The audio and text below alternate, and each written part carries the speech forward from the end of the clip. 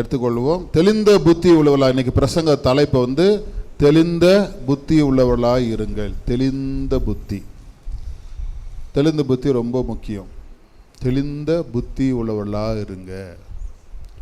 பிரசங்க தலைப்பு தெளிந்த புத்தி உள்ளவர்களாக இருங்கள். தெளிவு ரொம்ப முக்கியம். இந்த ஃபேன் கொஞ்சம் ஆஃப் பண்ணுங்கம்மா. 2 ஃபேனும் ஓகே. தெளிந்த, இன்னைக்கு என்ன பிரசங்க தலைப்புனா தெளிந்த புத்தி உள்ளாக இருங்கள். தெளிவு ரொம்ப நமக்கு முக்கியம். தெளிவு தான் நமக்கு ஒரு ஆசீர்வாதத்தை உண்டாக்குகிறது. வாசிக்கலாம். 2 தீமோத்தேயு 1 அதிகாரம் 7 வசனம். 2 தீமோத்தேயு 1 அதிகாரம் 7 வசனத்தை எடுத்துக்கொள்வோம். ஸ்தோத்திரம். எல்லாரும் எடுத்துக்கொள்வோமா. தேவன் நமக்கு பயமுள்ள, எல்லாத்துக்கும் பயந்து பயந்து வாழ்றது, பயமுள்ள ஆவியை கொடாமல் பலம், ஸ்ட்ரென்த், பலமும் அன்பும் தெளிந்த, பார்த்தீங்களா, தெளிந்த புத்தி, தெளிந்த புத்தி உள்ள ஆவியை கொடுத்திருக்கிறார். இந்த வார்த்தைக்காக ஒரு கலங்களை தட்டி கர்த்தரை மையப்படுத்தலாமா? எல்லாரும் சைக்கிள உற்சாகமா இருப்போம்.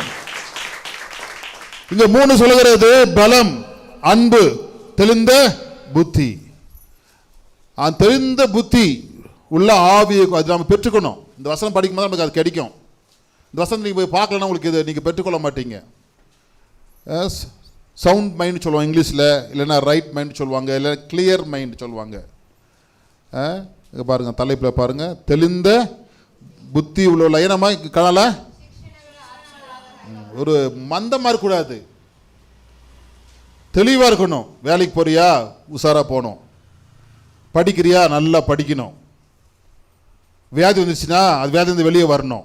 வியாதி இன்னும் ஜாஸ்தி பண்ணக்கூடாது. இப்போ சுகர் இருக்குது, சுகர் குறைக்கணும். பிபி இருக்குதுன்னா பிபியை குறைச்சிக்கணும். அதான் தெளிந்த புத்தி. அதில் ரொம்ப பாதிக்கப்பட்டு அட்மிட் ஆகி ரொம்ப கஷ்டப்படுறது வந்து புத்தி குறைவுன்னு சொல்லலாம்.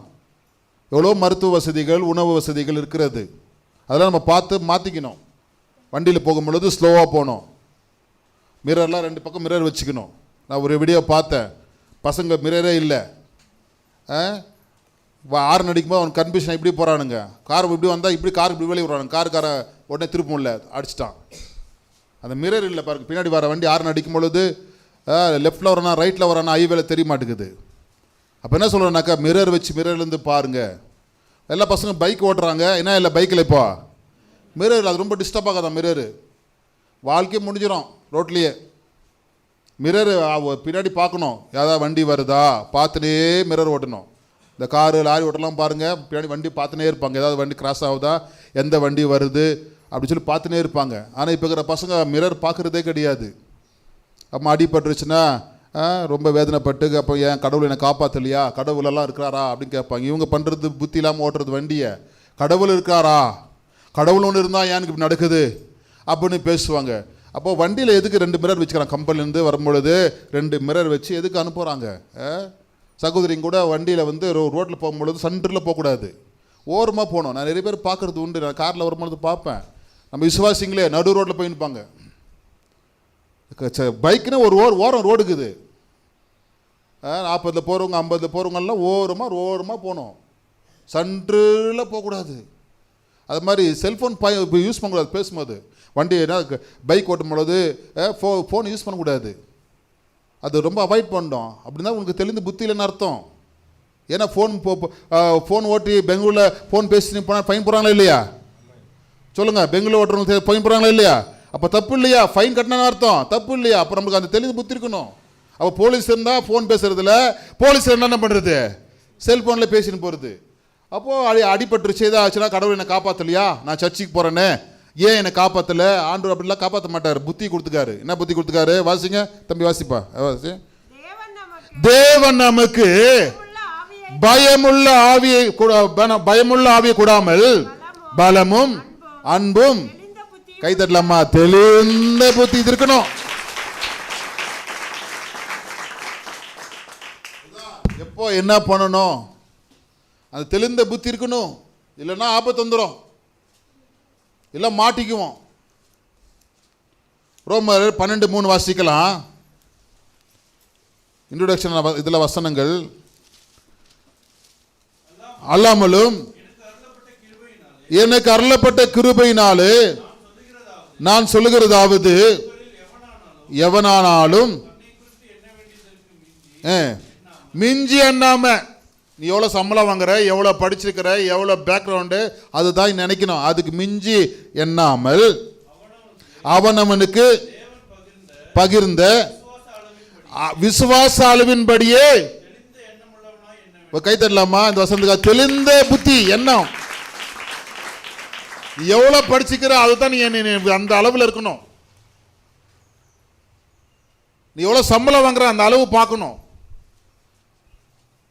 உன்னுடைய எவ்வளோ ப்ராப்பர்ட்டியில் இருக்கிற நீ பார்க்கணும். வாடகை வீட்டில் இருக்கிறியா நீ பார்க்கணும். ஓவரா நினைச்சுக்கிட்டு புத்தி கெடுத்துக்கூடாது, பைத்தியமா கூடாது. ஜனங்களை மதிக்காம இஷ்டத்துக்கு வாழ்றது, ₹1 சேர்த்து வச்சுக்கிறது இல்லை. நம்ம எப்படியாவது வாழ்ந்துக்கலாம். நம்ம கஷ்டம் வரும் பொழுது பணம் இருக்காது, ஏன்னா மிஞ்சி நினச்சி வாழ்றது. ₹10,000 சம்பளம் வந்தால் அதுக்குள்ளே உன் வாழ்க்கை அடக்கணும். சம்பளம் அதிகமான வரைக்கும் ₹10,000 சம்பளம் வாங்கிட்டு ₹20,000 செலவு பண்ணுறது, ஓவராக மிஞ்சி யோசிக்கிறது, கடன் பண்ணிட்டு அப்புறமா ஊரை விட்டு ஓடுறது, செல்ஃபோன் ஆஃப் பண்ணுறது, சுவிட்ச் ஆஃப் பண்ணுறது. எவ்வளோ ஆண்டவர் கொடுக்காரோ. ராமே சொல்லுங்க, எத்தனை பேர் இந்த வசனம் புரியுது? இப்போ வசனம் புரியுங்க, பாருங்க. எல்லாம் அல்லா வாசிங்க. அல்லாமலும் எனக்கு அருளப்பட்ட கிருபையினாலே, அவர் சொல்றாரு பாருங்க, நான் சொல்லுகிறதாவது எவனானாலும், பாருங்க யாராரு, நீ ஊழியம் செய், நீ ஜெபம் பண்ணு, புது விசுவாசி யாரு, நீ பழைய விசுவாசி, எவனானாலும் தன்னை குறித்து என்ன வேண்டியதற்கு மிஞ்சி எண்ணக்கூடாது. மிஞ்சி எண்ணக்கூடாது. அவங்க பண்றாங்க, அவங்க வசதி வேற, அவங்க படிப்பு வேற, அவங்க வீடு வேற, அவங்களுடைய குடும்பம் வேற. நம்ம அதை யோசிக்கணும். நம்ம வர வரைக்கும் காத்திருக்கணும். குறையமா சொல்லல நான், அது வரைக்கும் நம்ம அதுக்கு அது மெயின்டைன் பண்ணணும். நம்ம அது வந்த பிறகு நீ மாறிக்கோ. அதான் பைபிள் சொல்றது, மிஞ்சி எண்ணாமல் அவனவனுக்கு தேவன் பகிர்ந்த விசுவாச அளவுக்கு, பாருங்க விசுவாச அளவு, விசுவாச அளவின்படியே தெளிந்த புத்தி. என்னன்னா புத்தி, தெளிந்த எண்ணம் உள்ளவர்களாக என்ன பண்ணுமா இருக்கணும். தெளிந்த எண்ணம் இருக்கணும் உனக்கு. கன்ஃபியூஷன் பண்ணி குழப்பிக்க கூடாது வாழ்க்கையில. பைபிள் இந்த வசனத்தை நீங்க ஒட்டு எப்பவுமே மறக்கக்கூடாதுங்க. அப்போதான் உங்க வாழ்க்கையில ஒரு மாற்றம் வரும். ஒருத்தர் கேள்வி கேட்டார் ஒரு கான்ஃபரன்ஸில். என்ன கேள்வி தெரியுமா? பணமா, படிப்பா, காதலா? அங்கே மேலே பாருங்க, இந்த மூன்றில் எது இருந்தால் வாழ்க்கை நல்லா இருக்குன்னு கேட்குறாரு. எல்லாரும் சொல்கிறாங்க பணம் பணம் பணம் பணம்னு. சில பேர் மாத்திரம் படிப்புன்றாங்க, சில பேர் காதல், லவ் தான் ரொம்ப முக்கியன்றாங்க. இப்போ 3 பேர் இது நீங்கள் உங்களுக்கு கேட்டால் எது டிசைட் பண்ணுவீங்க நீங்கள்? ஒருத்தரும் படிப்பு வேற. கை தட்டுங்கப்பா, உங்களுக்காக கேட்குறீங்க. நீங்கள் புதுசாலே கேட்குறீங்க, பரவாயில்ல. இவ்வளோ தெளிவாக நான் நினச்சி பார்க்கலாம்ப்பா. படிப்பு இருந்தால் என்ன பண்ணலாம்? கை தட்டுங்களேன் சத்தம்மா. இன்னும் ஆமே. ஆனால் அது கொஞ்சம் பேர் தான் படிப்பு. உங்களை மாதிரி புத்திசாலி தான் என்ன பண்ணாங்க? எல்லாரும் பணம் பணம் பணம் பணம் பணம். தேவனுடைய பிள்ளைகளே, அதான் யோசிக்கணும். அந்த தெளிவு வரணும். எது முக்கியம், எது இது யோசிக்கணும். அப்போ தான் நம்ம வாழ்க்கை நல்லா தீர்மானித்து நல்லா வாழ முடியும். அதான் ஆண்டு சொல்கிறாருங்க. என்ன தரார் ஆண்டவர்களுக்கு? தெளிந்த புத்தியை கொடுக்குறாரு. ஏன் நமக்கு தெளிந்த புத்தி வேணும்? ஏன் நமக்கு தெளிந்த புத்தி வேணும்? பைபிள் சொல்லுகிறது. இந்த கொஸ்டின் நம்ம கேட்க, ஏன் ஆண்டவர் தெளிந்த புத்தி கொடுத்து நம்மளுக்கு வைக்கிறாரு? ஃபஸ்ட்டு ஜபம் பண்ணுவதற்கு. என்ன பண்ணுறதுக்கு? வசனம் பொறுப்போடு சொல்கிறேன், ஜபம் பண்ணுவதற்கு. வாசிக்கலாம். 1 பேதுரு 4:7. இது ஃபஸ்ட்டு பாயிண்ட்டுக்கு வசனம். ஜபம் எதுக்கு நமக்கு ஆண்டவர் தெளிந்த புத்தி? சொல்லுங்க, வாசிக்கலாம். 1 பேதுரு 4:7. எல்லாவற்றுக்கும் முடி வந்துருச்சுங்க. வியாதி அதிகமாயிடுச்சு, யுத்தம் அதிகமாகுது. வியாதி அதிகமாகுது, யுத்தம் அதிகமாகுது, பஞ்சம் அதிகமாகுது, தண்ணீரெல்லாம் விலை அதிகமாக நினைக்குது. ஒரு காலத்தில் இலவசமாக இருந்துச்சு, காசு கொடுத்து வாங்கணும், அந்த காசு தண்ணியை விலை ஏற்றினே இருக்கிறாங்க. உணவு விலை அதிகம், விலைவாசிங்க உணவு ஏற்றிங்கிறாங்க. உணவு கூட ஜிஎஸ்டி. கோயம்புத்தூரில் கேள்விப்பட்டீங்களா? பன்னு ஃப்ரீ, பன்னு ஜிஎஸ்டி இல்லாமல் உள்ளே விற்கிற கிரீம் வச்சா அதுக்கு எவ்வளோ ஜிஎஸ்டி கட்டுறாங்க. அது ஒரு நியூஸ் போயிடுச்சு. அப்போ உணவு கூட ஜிஎஸ்டி கட்டணும். ஏன் நான் சொல்கிறேன்னாக்கா, வசனம் சொல்லுகிறது எல்லாவற்றுக்கும், சொல்லுங்க நான் பேசும்போது நீங்களே பாசிங்க, எல்லாவற்றுக்கும் முடிவு சமீபமாயிற்று, ஆகையால் தெளிந்த புத்தி உள்ள இருந்து என்ன பண்ணுமா, ஜபம் பண்ணுவதற்கு வசனம் பத்திரிக்கை ஜபம் பண்ணணும். இன்னைக்கு ஜபம் இல்லை. காலை கூட இவரி காலம் ஏஞ்சவனுக்கு முட்டி போட்டேன். எவ்வளோ டைமுக்கு தான் தகுந்த மாதிரி, எப்போலாம் எவ்வளோ டைம் கிடையாது அப்போ முட்டி போட்டுடணும். ஆனால் இங்கே 5 மணி 5:30 சர்ச்சுக்கு வரணும், ஃபஸ்ட்டு முன்னாடி வந்துடணும். அதுக்கு முன்னாடி ஏஞ்சி ஜபிக்கணும். சரி, அப்புறமா சரி ஜபம் பண்ணுறது இன்னைக்கு வேணாம், நீ தான் சர்ச்சுக்கு போகிறோமே, காலையிலேருந்து சாயங்காலம் சர்ச்சு தான் இருக்க போகிறோம், அப்போ எதுக்கு ஜபம் பண்ணணும்? ஜபம் பண்ணாமல் இருக்கலாமே. நீங்கள் நேரம் அப்படித்தான், நீ சர்ச்சுக்கு போகிறோமே, எதுக்கு ஜபிக்கணும்? சண்டே சர்ச்சில் தான் ஜபம் பண்ணுறோமே, விட மாட்டாங்களே சீக்கிரமாக நம்மளை வீட்டுக்கு போகிறதுக்கு, அப்படித்தானே? பிரசங்கம் பண்ணி பாட்டு பாடி காணிக்கை எடுத்து ஜபம் பண்ணி அறிவு பண்ணி எல்லாம் பண்ணி தான் விடுவாங்களே, அங்கே அதுவே தான் ஜபம் ஆச்சு. அதான் ஜபம் பண்ண மாட்டாங்க வீட்டில். ஜபன்றது நீயும் அப்பாவோடு ஐக்கியம் பண்ணுற ஒரு இடம். பிரைஸ் எல்லாம் நீ அப்பா ஐக்கியம், அப்பா கூப்பிடுற இடம். இது பொதுவான ஜபம். நீ காலேஜ் ஜபம் பண்ற பாரு, அதான் பர்சனல் ஜபம். அது பர்சனல். அப்பா இது என்ன பாருங்கப்பா, என்ன ஆசீர்வதிங்கப்பா. ஏதாவது நம்ம குறைகளையோ அவர்கிட்ட இருந்த ஆசீர்வாதங்களோ அல்லது அன்பு ஏதோ ஒரு சோத்திரமாக சொல்லணும். ஆண்டவரே உமக்கு நன்றி ஆண்டவரே. ஆனால் முடிவு சமயமாயிடுச்சு, மன்றாதீங்க, ஜபம் அதிகம் பண்ணுங்க. ஜபம் பண்ண ஆண்டு உனக்கு தெளிந்த புத்தி கொடுக்குறாரு. இன்னைக்கு தெளிந்த புத்தி இல்லாதவங்க ஜபிக்கிறது இல்லை. வேலை டைம் ஆச்சு, வேலைக்கு போகிறது பாதுகாப்பு தரது ஜபம் தான். எத்தனை விசுவாசிக்கிறீங்க? ஸ்கூலுக்கு போகிற பாரு, ஸ்கூல் டைம் ஆயிடுச்சு, ஜபம் வேணாம். ஸ்கூலில் போய் படிக்கிறதுக்கு யார் கிருபை தர்றது? அந்த ஜபம் தான். உன் பணத்தை பாதுகாப்பாக எடுத்து வர பாரு கம்பெனில இருந்து, அதுக்கு என்ன தேவை? ஜபம் தேவை. அதான் சொல்ல வாசிங்க வசனம், எல்லாவற்றுக்கும் முடிவு சமீபமாயிற்று, ஆகையால் தெளிந்த புத்தி உள்ள இருந்து என்ன பண்ணுங்க, ஜாக்கிரதையாக்கணுமா. ஏன் விட்டுருவீங்க ஜபத்தை? எத்தனை பேர் ஜபம் இல்லாம பாருங்க. இன்னைக்கு போய் நாளைக்கு காலை பண்ணுவீங்க, செவக்கிழமை பண்ண மாட்டீங்க. ஏன் ஜாக்கிரதை இல்லை. ஜப தாங்க வாழ்க்கை. எத்தனை பேர் சுவாசிக்கிறீங்க? மூச்சா மாறணுங்க, அது பேச்சா மாறணுங்க, முட்டியில் நிற்கணுங்க. ஏஞ்ச உடனே முட்டி போட்டுருணுங்க, தூங்கும் போது முட்டி போட்டுருணுங்க. தூக்க வரைக்கும் ஜபம் பண்ணே இருங்க. தூக்க வரைக்கும் ஃபோன் பார்ப்பாங்க, தூக்க வரைக்கும் பாட்டு கேட்பாங்க, அதெல்லாம் நிறுத்திடுங்க. 1 மணி நேரமா 2 மணி நேரமா சோதனை பண்ணே இருங்க. ஆண்டவர் தடையெல்லாம் மாற்றுவார். அல்லேலூயா. 1 தெசலோனிக்கர் 5ஆம் அதிகாரம் 6ஆம் வசனம் சொல்லுகிறது. 1 தெசலோனிக்கர் இதுக்கு வசனங்கள், ஃபர்ஸ்ட் பாயிண்ட் வசனங்கள். 1 தெசலோனிக்கர் 5ஆம் அதிகாரம் 6ஆம் வசனம் வாசிங்க. ஆகையால் மற்றவர்கள் தூங்குறது போல தூங்காமல் தெளிந்த இருக்கணும், விழித்து கொண்டு. மற்றவங்க தூங்குவாங்க, நீங்க அழைக்கப்பட்டவங்க, நீங்க ஜெபம் பண்றதுக்கு அழைக்கப்பட்டிருக்கிறீங்க. மற்றவர்களை போல நீ தூங்கக்கூடாது.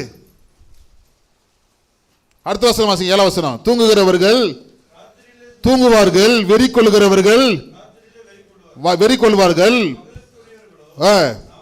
பகலுக்குரியவர்களாகிய நாமோ கைத்தட்டலாமா தெளிந்தவர்களாக இருந்து. அடுத்த சொல்கிறது, விசுவாசம் அன்பு என்னும் மார்க்க அட்சத்தையும். ஏன் பாதுகாப்பு இல்லை? பிசாசுக்கிரிய அசுத்தம் பெருகி போச்சு, நோய்கள் பெருகி போச்சு. அதெல்லாம் ஜெயிக்கணும்னா என்ன வேணும்? ஜெபம். அல்லேலூயா. ஜெபம் பண்ணுறவங்க ஆண்டவர் பேசுவாருங்க.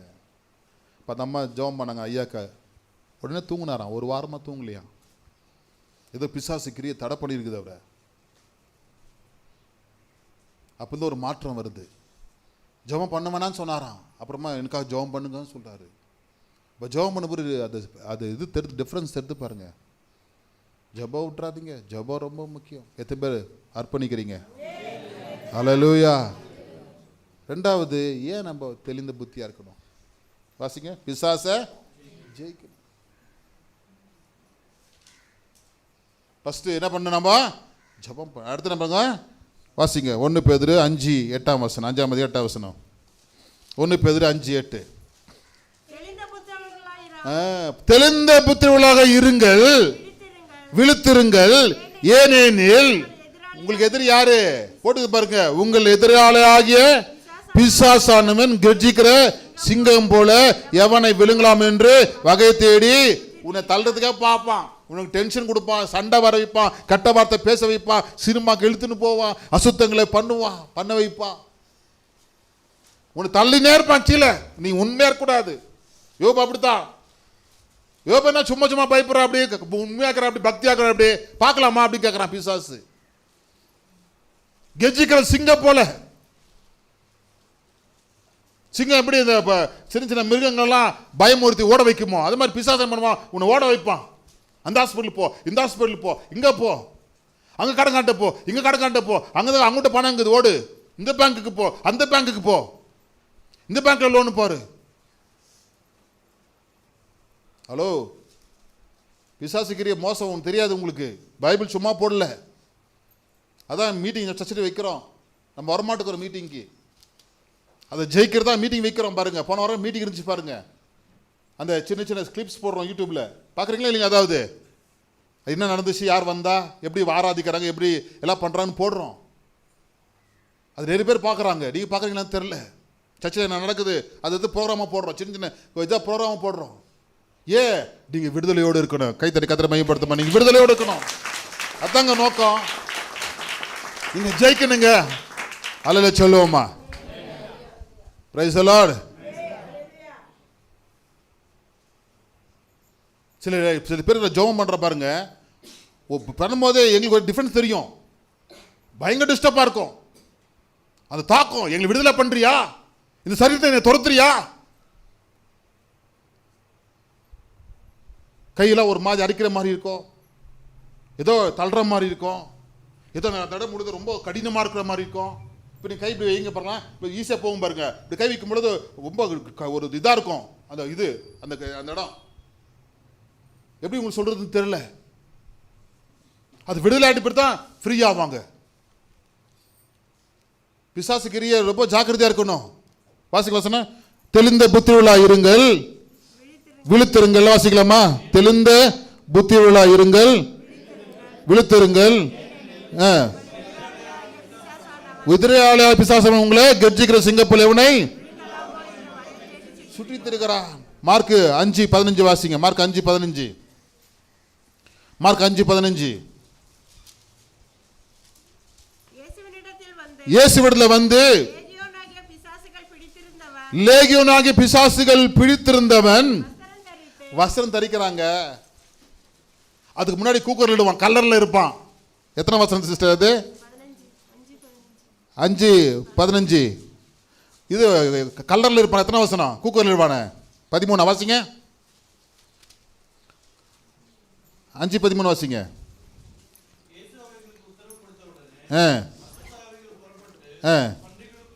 அது முன்னாடி வாசிங்க 10.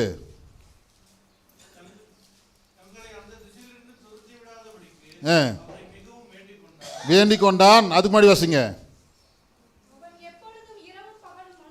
5 வசனம். அவன் எப்பொழுது இரவு பகலும் மலைகள் இருப்பாங்க. நீங்களாம் வீட்டில் இருக்கிறோம், நம்மலாம் அவன் மலையில் இருக்கிறான் பாருங்க. நம்ம வீட்டில் இருக்கிறோம். நம்ம தெளிந்து புத்தி ஆண்டு கொடுத்து கைத்தறி கத்திர மையப்படுத்தோமா? அவன் எங்க இருக்கிறான்? மலையில் இருக்கிறான். அடுத்து வாசிங்க. கல்லறையில் இருக்கிறான் பாருங்க. அவன் வீடு எதுக்கு இப்போ? கல்லறையில். நம்ம எதுக்கு கல்லறைக்கு போவான்? செத்து போயிட்டாங்கப்பா, அடுக்க மாட்டுறது போவோம். அவன் வீடு எங்க? கல்லறை. மலை, கல்லறை. அடுத்து கத்தினே இருப்பானா. நம்மள யாரும் கூப்பிடுறதான் கத்துவோம், ஏதாவது டென்ஷன் தான் கத்துவோம். இவன் கத்தினே இருப்பான் பாருங்க. அடுத்து வாசிங்க. கல் எடுத்து ரத்தம் அவனே வர வச்சுக்குவான். அந்த ரத்தத்தை பார்க்கணும் பிசாசு. வாசிங்க. காயப்பட்டு கொண்டிருந்தான். அவன் இயேசுவை தூரத்தில் கண்டபோது ஓடி வந்து என்ன பண்றான்? அவரை கை தட்டலாமா பணிந்து கொள்கிறாங்க. உற்சாகமா தட்டுங்க.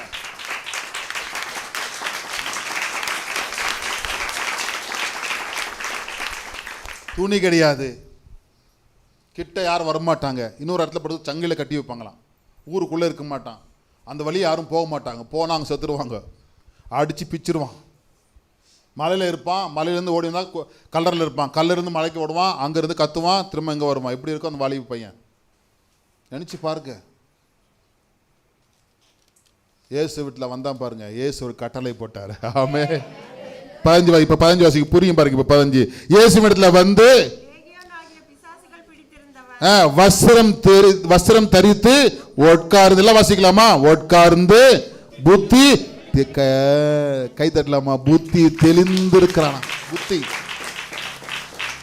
பிசாசு ஏறிச்சுன்னு வச்சுக்க, மைண்ட்ல புத்தி தெளிவு போயிடும். நீ பண்றது உங்களுக்கே தெரியாது. கத்துறது, அடிக்கிறது, சண்டை போடுறது, மேட்டுறது, ஊட்டுறது, வீட்டுக்கு டைம் வர்றது இல்லை, அசுத்த பழக்கங்கள். பிசாசு போன வாரம் பாஸ்ட் பரம்பரை அசுத்தம் ரொம்ப பிடிக்குமா? அசுத்தமாக இருக்கிறது தான் இருப்பான். இவர் சொன்னார், பாஸ்ட் அனுப் தானே சொன்னார், வீடு எல்லாம் அசுத்தமாக வச்சுருப்பாங்க, குளிக்க மாட்டாங்க. காலையில் ஏஞ்சவொடனே குளிக்கிறது தெளிந்த புத்திங்க, துணியை மாற்றுறது தெளிந்த புத்தி. இன்னைக்கு நாங்கள் வெளியே போகல, எதுவும் வேலை இல்லை, அதனால் குளிக்க மாட்டேன். ஹலோ சகோதரிக்கு சொல்கிறேன், சாயங்காலமாக குளிக்கிறது, குளிக்காமே இருக்கிறது, காலை எழுந்துச்ச உடனே குளிக்கிறது தாங்க ஃபஸ்ட்டு வேலை. ராமன் சொல்லுங்க, ஃபஸ்ட்டு நம்ம உடம்பு சுத்தம் பண்ணணும். பிசாசு இருந்தால் சுத்தம் பண்ண மாட்டாங்க, துணியை மாற்ற மாட்டாங்க. அசுத்தம் பிசாசு ரொம்ப பிடிக்கும். அதான் அசுத்த ஆவி. என்ன பேர் அதுக்கு? என்ன பேர்? வீட்டை காலை பெருக்க மாட்டாங்க, குப்பை மேல குப்பை சேர்த்து இருப்பாங்க, துணியை உடனே கசக்க மாட்டாங்க, அழுக்காயிடாது. அசுத்தம். தேவனுடைய பிள்ளைகளை தெளிந்த புத்தி இருக்கணும். என்ன புத்தி இருக்கணும் சொல்லுங்க? என்ன புத்தி இருக்கணும்? அவன் வாசிக்க 15 வசனம். இயேசு இடத்துல வந்து லேகியோனாகிய பிசாசுகள் பிடித்திருந்தவன் வஸ்திரம் தெரிந்து உட்கார்ந்து, எப்படி தானா புத்தி உட்கார வச்சார் ஆண்டவர். கை தட்டலாமா? உட்கார வச்சாரு, உட்கார வச்சார் ஆண்டவர். ஓடுறவனை கத்துறவனை என்ன பண்ணார் ஆண்டவர்? உட்கார வச்சார். உட்காந்துக்கிறான். வஸ்திரம் இல்லாதவன் வஸ்திரத்தை போட்டு உட்காந்துக்கிறான். வஸ்திரமே கிழிச்சிருவான் பாருங்க, உட்காந்துனுக்கிறான். தெளிந்த புத்தி. பார்த்தீங்களா எவ்வளோ விசேஷங்குது? பிசாசம் வந்தால் புத்திக்கு ஃபஸ்ட்டு கட் பண்ணுவான். யார் சொன்னாலும் கேட்க மாட்டாங்க பாருங்க. சீட்டு ஆடாதுன்னா சீட்டு ஆடுவாங்க, வெத்தில பார்க்க போடாதுன்னா வெத்தில பார்க்க போடுவாங்க. ஃபஸ்ட்டு புத்தி கட் பண்ணுவான். பாஸ்ட்டு வந்தால் கூட சர்ச்சுக்கு வானா சர்ச்சுக்கு வர மாட்டாங்க, எல்லாம் கட் பண்ணுவான். யார் புத்திச்சவனாலும் கேட்க மாட்டாங்க, யார் புத்திச்சவனாலும் கேட்க மாட்டாங்க. ஸ்மோக்கை விடுனா விட மாட்டாங்க. கவர்மெண்ட்டே சொல்லுது, தண்ணி அடிக்கனா அடிப்பாங்க. இச்சையான பழக்கத்துக்கு போகாத, அசுத்தத்துக்கு போகாத, விபச்சாரக்காரங்களுக்கு ஈடுபடாத, செப்புள்ளவெல்லாம் இச்சையாக பேசாதுன்னா பேசினே இருப்பாங்க. மனைவி கத்தனா கூட அடங்க மாட்டாங்க. ஏன்னா அந்த புத்தி கெட்டு போச்சு பாருங்க. புத்தி கேட்க மாட்டாங்க. தெளிவு இருந்தாக்கா கேட்பாங்க. இவன் தெளிவு வந்துச்சு பாருங்க, உட்காந்துட்டான். கை தட்டுமா? தெளிவு வந்துட்டு உட்காந்துட்டாங்க. ஆண்டவர் தெளிந்த புத்தி கொடுக்க. எத்தனை விசுவாசிக்கிறீங்க? சத்தமா சொல்லுங்களேன். ஹல்லேலூயா. இந்த வசனம் நீங்க கேட்கறதுலாம் பெரிய கிருபைங்க. நீங்கெல்லாம் வாழ்க்கை அமைச்சு நல்லா சிறப்பாக வாழணும். எப்படி வாழணும் சொல்லுவாங்களா? சிறப்பாக வாழணும். சண்டை இல்லாமல், அமைதியாக, சந்தோஷமாக, நல்லா சமாதானமாக, கடன் இல்லாமல், காசுங்க வச்சுட்டு ஆரோக்கியமாக, சுகமாக அப்படி வாழணும். அதான் இந்த வசனம்லாம் பைபிள் எல்லாம் என்ன பண்ணுங்க எழுதப்பட்டுக்கிறது. இஷ்டத்துக்கு வாழ்ந்து சாவறதுக்கு அல்ல பைபிள் நமக்கு. ஹல்லேலூயா சொல்லுமா? ஹல்லேலூயா. 2 தீமோத்தேயு 2:25 வாசிங்க. பிசாசுக்குரிய வசனங்களை பார்க்கலாம். 2 தீமோத்தேயு 2:25. எதிர்த்து பேசுகிறவர்கள் சத்தியத்தை அறியும்படி தேவன் அவர்களுக்கு மனம் திரும்புதலை அருளத்தக்கதாக பிசாசனுடைய இச்சையின்படி செய்ய அவனால் பிடிக்கப்பட்டிருக்கிற அவர்கள் மறுபடியும் மைக்கம் தெளிந்து அவன் கண்ணிக்கு நீங்களாக்கத்தக்கதாகவும் சாந்தமானுமா மைக்கம் தெளியணுமா. பிசாசு ஏறிட்டா மைக்கம் தெளிய வைக்கணும். அதான் சர்ச்சு, அதான் மீட்டிங்கு. அதான் ஜெபம் பண்ண, நீ அத வசனத்தை நீ பார்க்கணும். பிசாசு கிரிய வந்துருச்சு வச்சிங்களேன், மைக்கம் ஆகிடும். சில பேர் காதல் பிடிச்சிக்கும் பாருங்க. காதல் இது பார்த்தோம் பார்த்தீங்களா? என்னதுங்க நல்லா பாருங்க, இது பாருங்க. அந்த காதல் பிடிச்சிக்கிச்சுன்னா யார் சொன்னால் அடங்க மாட்டாங்க. வீடு விட்டு ஓடுற வரைக்கும் அந்த பிசாசு போகாது. போய் அடிபட்டு கீழே வந்தால் தான் ஐயோயோ யார் பேச்சும் கேட்கலையே. அப்பா அம்மா இருக்கிறாங்க, கல்யாணம் பண்ணுறதுக்கு சர்ச் இருக்குது, பாஸ்டர்காரு, வயசு இருக்குது, போகட்டும். படிக்கிற வயசில் படிக்கணும்.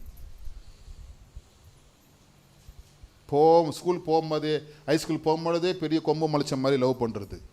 இன்ஸ்டாகிராம் என்னக்காம மெசேஜ் அனுப்புற மாதிரி லவ் லெட்ரு போவோம், பேப்பரில் எழுதி அது ரொம்ப கஷ்டப்பட்டு ஒரு மாதம் கழிச்சு தான் கொடுப்பாங்க. அப்போது இன்றைக்கி வாட்ஸ்அப்பு, இன்ஸ்டாகிராம்லாம் ஒரே நிமிஷத்தில் செய்தி சொல்லுது. படிக்கிற பசங்க அதெல்லாம் இருக்கக்கூடாது. ராமன் சொல்ல மாட்டேங்கிறீங்களா? அல்லேலூயா, அல்லேலூயா. டெய்லி வேலைக்கு போயிட்டு பிறகு ஒருடைய ஜாபுக்காக, ப்ரொஃபைலுக்காக அது யூஸ் பண்ணணும். காதலுக்காக யூஸ் பண்ணக்கூடாது. அதில் நிறைய பசங்க போட்டால், பொண்ணுங்க போட்டால் வச்சுக்க லைக் பண்ணிக்கின்னு இச்சையெல்லாம் பேசியிருந்தா மைக்கும் பிடிச்சிக்கிச்சுனாக்கா தெளிவு வராது. சென்னையில் பாருங்கள், ஒருத்தன் பொண்ணை கொண்டுட்டு பிரெயினாக பண்ணிக்கலாம், தெரியுமா நியூஸ் உங்களுக்கு? பிசாசு கிரி எல்லாம் பிசாசு கிரி ஏறிச்சுன்னா அதுதான் சர்ச்சில் நம்ம கற்றுக் கொடுக்குறோம். ராமே சொல்லுங்கள், விசுவாசிக்கிறீங்க? ராமே சொல்லுங்கள். அல்லேலூயா. மூணாவது பார்ப்போம். ஏன் நம்மளுக்கு தெளிந்த புத்தி? பாவம் செய்யாமல் இருக்கு. சொல்லுங்க பார்க்கலாம். பாவம் செய்யாமல் அப்படியே குழப்பம். ஐயோ விட்டுருணும். வாசிக்கலாம். 1 கொரிந்தியர் புஸ்தகம் 15ஆம் அதிகாரம் 34 வசனம். 1 கொரிந்தியர் 15:34. மூணாவது பையனுக்கு டைம் ஆகுதா? டைம் ஆகுதே, சீக்கிரம் வாசிங்க. 15:34. பார்த்தீங்களா? நீங்கள் பாவம் செய்யாமல் நீதி கேட்டு விழித்துக் கொண்டு கைத்தட்டலாமா? தெளிந்த புத்திரர்களாக இருங்கள், தெளிந்தவளாக இருங்கள். பாவம் செய்யக்கூடாதுங்க, உண்மையா இருக்கணுங்க. 15:34. 1 கொரிந்தியர் 15 மறுபடியும் வாசிக்கலாமா? நீங்கள் பாவம் செய்யாமல் நீதி கேட்டு விழித்துக் கொண்டு எப்படிமா தெளிந்தவளாக இருங்கள். சில தேவனை பற்றி அறிவில்லாது இருக்கிறார்களே, இதை சொல்லுகிற தேவன் போகாதீங்க, பாவம் பிரிச்சு விட்டுறோம். லூக்கா 15:17 வாசிங்க. பாவம் என்ன பண்ணுது பாருங்க. லூக்கா 15:17. லூக்கா 15:17 வசனம் பார்த்தோம். லூக்கா 15:17 மூணாவது பாயிண்ட் வசனம். யாருக்கு? கெட்ட குமாரனுக்கு. புத்தி தெளிகிற வரைக்கும் அவனுக்கு அவங்க அப்பா போயிட்டு பார்க்க வரல. சொத்தெல்லாம் அழிச்சு பண்ணி மேய்க்கிற தவிட்டுக்கு போயிட்டான். சாப்பிட்றதுக்கு இல்லாமல் குடியாண்ட ஒட்டிக்கிட்டான். அவனை யாரும் அவனுக்கு கிட்ட சேர்க்கல, வேலை கிடைக்கல. பாருங்க, அவனுக்கு புத்தி தெளிந்த போது அவன் என் தகப்பனுடைய கூலிக்காரர்கள் வாதில வாசிக்கலாமா? எத்தனையோ பேருக்கு பூர்த்தியான சாப்பாடுக்கிறது, நானும் ஏன் பாவத்தில் எல்லாத்தையும் அழிச்சு போட்டானா. வேசிங்கள் இடத்துல சொத்தெல்லாம் அழிச்சுட்டு அப்ப வைக்க புத்தியா வரல. அவங்க அப்பா எவ்வளவு கெஞ்சினார், போகாதரா இல்ல எனக்கு கொடு. எல்லாத்தையும் எடுத்துன்னு போய் வித்து நாசம் பண்ணி ஒண்ணுமில்லாம தரித்திரம் வந்த பிறகுதான் அவனுக்கு புத்தி தெளிவு வருது. ஆனா பைபிள் நமக்கு அது முன்னாடியே நமக்கு போதிக்குது. பிரைஸ் தி லார்ட், ஹalleluya. உண்மையாரு, பரிசுத்தமாரு. நீ கொஞ்சம் சம்பாதிக்கிற அதுல மேலாவா, கொஞ்சம் ஆரோக்கியம் இருக்கிறது, கொஞ்சம் ஆயுசுக்கு அதுல உண்மையாரு. இதெல்லாம் யார் போதிப்பா? அவன் கெட்டு நொந்து நூலாயிட்டு பிறகு சோறு போடுறதுக்குள்ள பசி வந்த பிறகுதான் அவனுக்கு புத்தி வருது. அவனுக்கு யாரும் சாப்பாடு தரல, பண்ணி சாப்பாடு அவனுக்கு கொடுக்குறான்னா பாருங்களேன். அவன் எவ்வளோ மோசமாயிட்டு தான் அவன் வாசி வசனம். அவனுக்கு புத்தி தெளிந்த போது. வாலிப பசங்களுக்கு சில பேருக்கு புத்தி இருக்காது, என்ன பண்ணாலும் கேட்க மாட்டாங்க. ஜாக்கிரதையா இருங்க. சில வாலிப பிள்ளைங்க பாவத்துக்கு அடிமையாயிட்டான்னு வச்சுங்களேன். செல்போனுக்கு அடிமையாடுறாங்க. ஃபேஸ்புக் ரீல்ஸு, நம்ம அது ஷார்ட்ஸா தள்ளினே இருந்தால் வந்துனே இருக்குது. எல்லா குழந்தைங்களும் ரீல்ஸு ஷார்ட்ஸு. யூடியூப்னா ஷார்ட்ஸு, ஃபேஸ்புக்னா ரீல்ஸு, ஃபேஸ்புக்னா ரீல்ஸு. எல்லா கெட்ட பழக்கமும் வருது. ஏதோ மருத்துவம் வருது, நம்ம சுகமாக்குறது அது பார்க்கறது இல்லை, வசனங்கள் வருது அது பார்க்கறது இல்லை. கையிலே பேச பாவம் வந்துருச்சு. இப்போ 1 தீமோத்தேயு 3:11 வாசிங்க. நம்ம டைம் ஆனக்குது, பையனுக்கு வாசிங்க. 1 தீமோத்தேயு 3:11. அந்தபடியே ஸ்திரீகளும் நல்ல ஒழுக்கம் உள்ளவர்களாக இருக்கவும் அவதூறு பண்ணாதவர்களும் தெளிந்த புத்தி உள்ளவர்கள் ஸ்திரீகள் எப்படி இருக்கணுமா? தெளிந்து. யாராவது சொன்னா கேட்கறது முன்னாடி யோசிக்கணும், இது நல்லதா இது கெட்டதா. அவதூறு பண்ணக்கூடாது. பண்ணி குடும்பங்களை சண்டைங்களை வர வச்சு புருஷனுக்கு பிபி ஏற்றக்கூடாது. கணவர் மாறு வேலையிலேருந்து வந்த பொண்ணு பொறுமையாக இருக்கணும். சாப்பிட வச்சுட்டு அவருக்கு காஃபி டீ ஏதோ அவர் கொடுத்து ரிலாக்ஸ் பண்ணி அப்புறமா தான் பேசணும். கேட்டுக்கு வரதுக்கு முன்னாடி கத்தக்கூடாது. வீடு திறந்த உடனே கத்தன அடி தான். ஏன் நிறைய பேர் அடி வாங்குறாங்க இப்போ புருஷன்கிட்ட? புருஷனை கெட்டவனாக்குறதுயா வாய். ஹலோ சொல்லுங்க, என்னதுங்க? ஏம்மா என்னம்மா கேளுமாங்க, என்னது வாய்? வாயை பூட்டுறது இல்லை. டைம் இருக்குது, இன்னும் 50 வருஷம் வாழ போகிறோம், அப்போ பேசுங்களேன். அப்போ தான் டென்ஷன்லேருந்து தப்பிச்சு பொழிச்சு இந்த பாலு டிராப்பில் பூந்துக்கிருந்து என்னப்பா கம்பெனிலேருந்து எல்லாம் வந்து வீட்டில் வந்து டயர்டாக உட்காருவா. அப்படி அப்போ நீ அப்படி பண்ண இப்படி பண்ண உங்கள் வீட்டில் அது கத்தனா கோவம் வராதா? அவதூறு பண்ணுவோம். யாராவது சொன்னாங்க அவங்க புருஷன் மேலே உங்கள் மனைவி மேலே சொன்னால் அதை யோசிக்கணும், வந்து ஜெபம் பண்ணணும், கண்டுபிடிச்சி அதுக்கப்புறம் தான் பேசணும். நான் கேள்விப்பட்டேன் இப்படிலாம் சொல்கிறாங்க கத்துனாங்க, வாழ்க்கை போயிடும். நிறைய குடும்பத்தில் அப்படித்தான். ஏன் கேள்விப்பட்டதெல்லாம் சண்டை போடுறது. அதை வாசிங்க வசனம். அந்தபடி ஸ்திரீகளும் நல்ல ஒழுக்கமுள்ளவர்களாக இருக்கணும். அதெல்லாம் சகித்தன்மை வரணும். சில காரியம் இருக்கும் சமுதாயத்தில், அதெல்லாம் மன்னிக்கணும், யோசிக்கணும், மாற்றணும், ஜெபிக்கணும், உபாசத்துக்கு வந்து உட்காரணும், அழுவணும். வாசிங்க. அவதூறு பண்ணாதவர்களும் எப்படிக்கணுமா? தெளிந்த புத்தி உள்ளவர்களும் எல்லாவற்றிலும் உண்மையா இருக்கணும். எல்லாம் பார்த்து யோசித்து பொறுமையாக திருத்தணும். புருஷனுங்க தவறான வழிகளையோ கெட்ட பழக்கங்களோ இருந்தால் அன்பா பொறுமையாக திருத்த கற்றுக்கணும். கத்தினா கத்தாது, திருந்த மாட்டாங்க. சண்டை போட திருந்த மாட்டாங்க. அல்லேலூயா சொல்லுவோமா? அடுத்து தீத்து புஸ்தகம் 2:12 வாசித்து ஜெபிக்கலாம். டைம் என்னக்குது? நாம் தீத்து 2:12 அவபக்தியும் வெறுத்து. பார்த்தீங்களா? அவபக்தி. ரெண்டாவது என்னதுங்க?